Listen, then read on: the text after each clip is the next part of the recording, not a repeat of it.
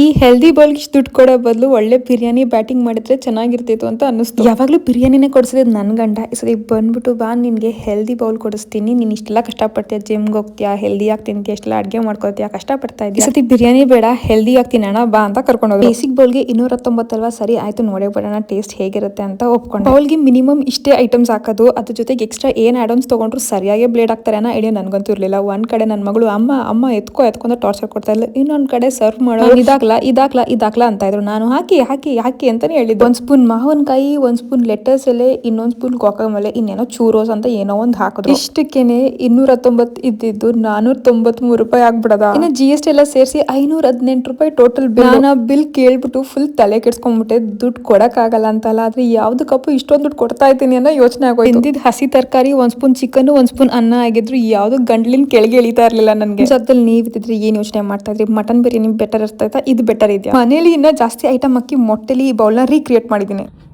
Must try. Healthy.